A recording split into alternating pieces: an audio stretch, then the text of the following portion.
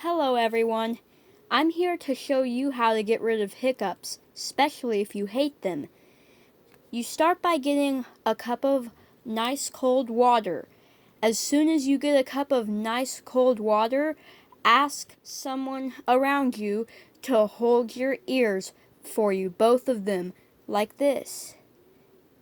As soon as you have someone holding your ears, start drinking the water down very fast and drink it very fast and drink a lot of sips of it.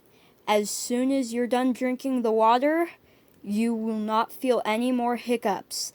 Thank you all for watching. Hope this gets rid of your guys' hiccups.